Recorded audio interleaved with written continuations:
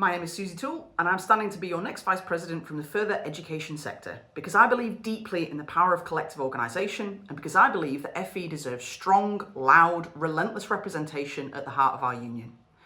I work at Bolton College, and like so many of you, I know what it means to do life-changing work in a sector that is chronically underfunded, undervalued, and stretched to breaking point. My union activism grew directly out of that reality. At Bolton College, I've worked tirelessly, locally, to organise, collectivise and build confidence in our members. Confidence that led to unprecedented strike action to secure better pay, workload agreements and job security. As branch chair, I've seen firsthand how much difference it makes when members feel listened to, represented and confident that their union will listen and stand with them when it matters. Beyond my branch, I've had the privilege of serving as chair of the North West region, working with colleagues across very different institutions, but facing many of the same issues: insecure contracts, increasing workload, restructuring, climate fears, and the constant pressure to do more with less.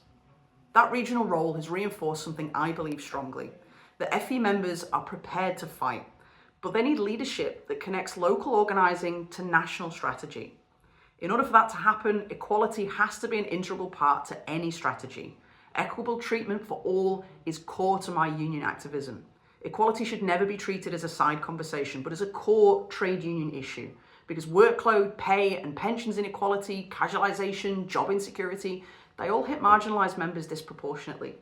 And if we don't organise with that reality in mind, we weaken our collective strength. I'm standing for Vice President because further education urgently needs action on pay parity, workloads and binding national bargaining. Without this, FE employers will continue to drive down pay and conditions, workloads will continue to grow unchecked. Winning national bargaining must be a central priority for our union, but I'm also clear-eyed. Until we win binding national bargaining, we can't afford to wait or accept the status quo. We have to fight now, using every tool available to us and push back against unmanageable workloads and unsafe working practices. This means supporting branches to challenge employers through collective action, through negotiations, and where necessary, through enforcement, including the use of HSC workload investigations, stress risk assessments, and the regulatory and legal pressures that can force employers to take workload seriously. Employers understand pressure, and we should not hesitate to apply it. I'm committed to leading the charge. I'm committed to organising members locally, regionally, and across our nations, and I'm committed to demanding change.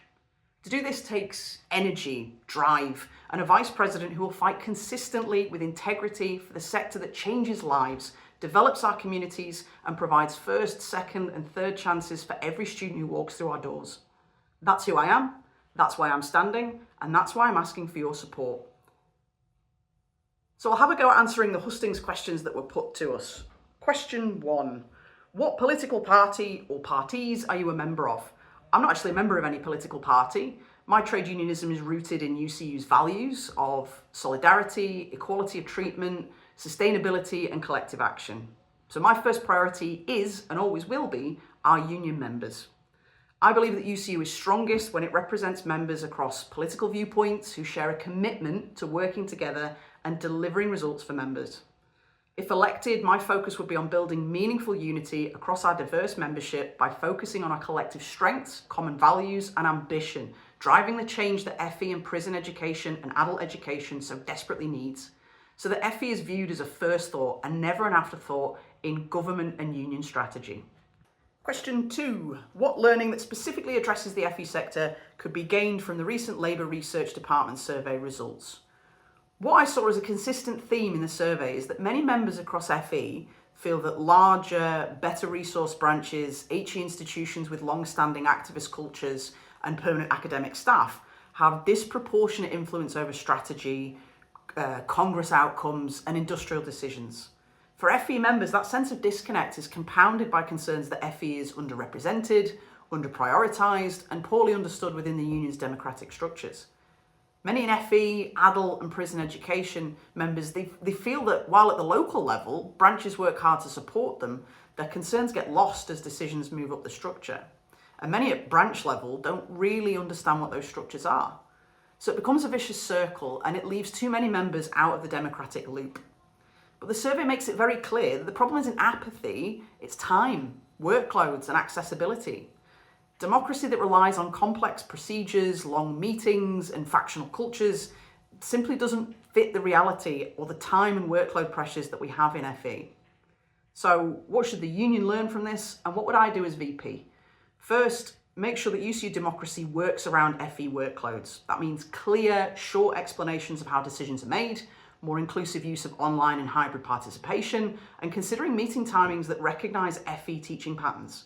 Many members can't access training and CPD during the day due to heavy timetables, teaching loads. We need more local and accessible communication.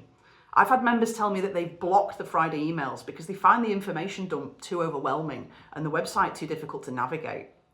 We as a union must commit to investing in accessible digital platforms to allow, reach, and connect members. Finally, we need to close the feedback loop. Members need to see how their input changes outcomes. If decisions go one way or another, the union must explain why openly and honestly.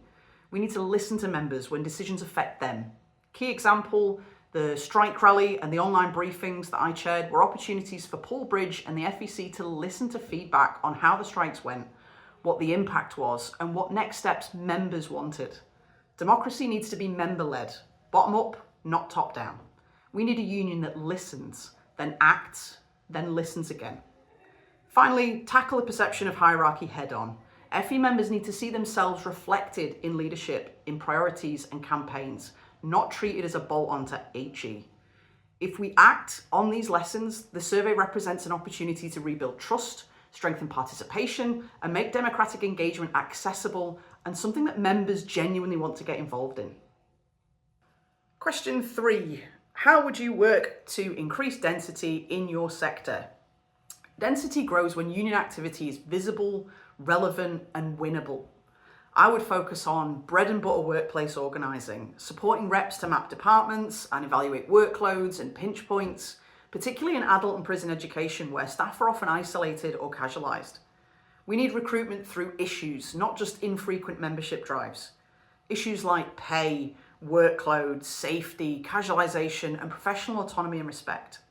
We should be getting into inductions and supporting new and precarious staff, making UCU the first place people turn, rather than only in a crisis. I'd work to develop more adult ed, prison ed, and FE-specific resources and training events so that members see themselves reflected in the union's priorities, like the 6 Steps to Safer Workload campaign that I'm excited about being part of launching and delivering on the 27th of this month. Work with our sister unions. At Bolton, we had a Get Involved in Your Unions event in collaboration with Unison.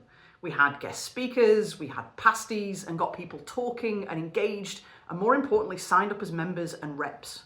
Management kept walking past, both from pasty envy and to see what we were up to. It made a real buzz. We need to be celebrating our wins, big wins, pay, workload agreements, extra holidays, and small wins, getting members to talk about how the union was there for them, attendance reviews, casework, and disciplinaries. I got a whole ESOL department to be the union's biggest cheerleaders by securing a bigger, safer staff room after years of being told by management, yeah, we know it's unsafe, but it's not a priority. Once we'd won that for them, you best believe when the call for strike action went out, they were the loudest people on the picket and have been actively recruiting any new staff that land in their shiny new staff room. Hope grows when members see that collective action works.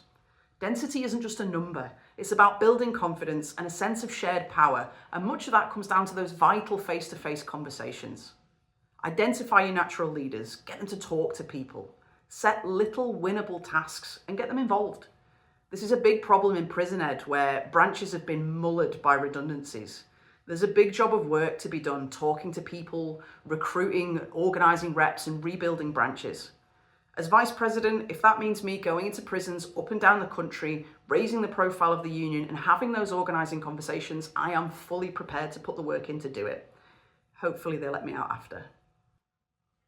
Question 4. How should the union tackle increasing workload pressures? Workload is, without a doubt, one of the biggest threats to staff well-being, retention, and education quality.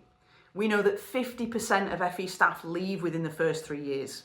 This is entirely unsustainable. I've had members come to me and say, even if they doubled my pay, my workload would still be unmanageable. So it's clear we need to treat workload as a core industrial issue and not an individual resilience problem.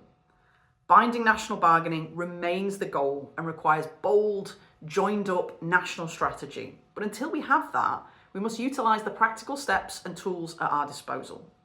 We need to share resources on good example policies and push for enforceable workload agreements, including limits on contact hours and cover, protected admin time, work from home and toil policies that cover everyone, not just management, and the right to disconnect. For the last couple of years, I've been sharing a collective spreadsheet with reps I've come across that covers contact hours, facilities time, cover hours, and observations, so that reps are equipped with some data to do battle with employers that like to claim they're better than other colleges. We need this on a national scale for FE and HE so that we can shame employers who push unsustainable workloads. We need to challenge funding models that incentivise overstuffing classrooms and constant cover and crisis management due to staff being harmed and sickened by crushing workload pressures. We need to publicise the link between workload and student experience, making the public case that staff exhaustion harms education. In prison education, this also means recognising the emotional labour, safeguarding responsibilities and security pressures that are routinely ignored. Finally, we must dial up the pressure on employers by supporting workload reps to collectivise workload disputes rather than handling them on a case-by-case basis, and making use of the health and safety executive tools and legislation to equip reps with the skills, knowledge and confidence to carry out workload investigations and to use the results to hold employers to account. I'm part of a training event that will do just that on the 27th of Feb with the aim to roll it out across the union. Question 5. What would you do to engage more members and current non-members in UCU's anti-casualisation campaigns? If we want anti-casualisation campaigns to work, we have to start from the reality of casualised staff, not from how the union would like engagement to look. Casualised workers are time poor, often isolated, and disproportionately from marginalised groups. Many are on short-term contracts, working across multiple sites, or in adult and prison education, where visibility is low and risk is high. For some, putting their head above the parapet doesn't feel like activism, it feels dangerous. So the first thing the union needs to do is lower the risk and the barrier to engagement.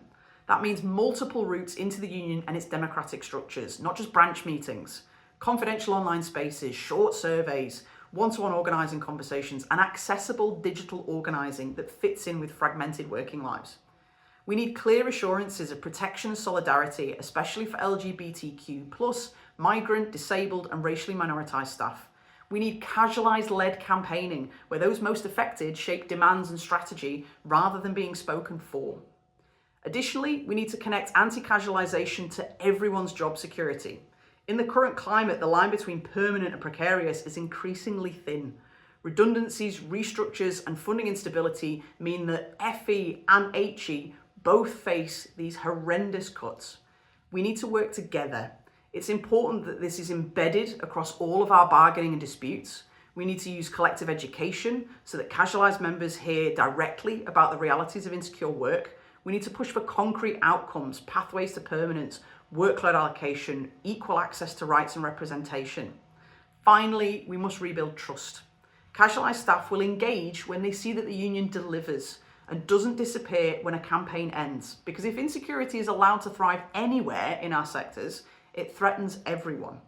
If we want a future where education workers have dignity and stability, we have to fight casualisation together. So, to sum up, that's who I am, that's what I stand for. As your VP, I will fight relentlessly on the issues that matter to you. I know these problems won't be solved without collective power, grassroots organising and determined leadership. So if you want a fierce, motivated, member-led union and a VP that listens, acts and then listens again, vote for me and the brilliant slate of candidates that I'm supporting. Together, we can fight for meaningful change. Thank you for listening.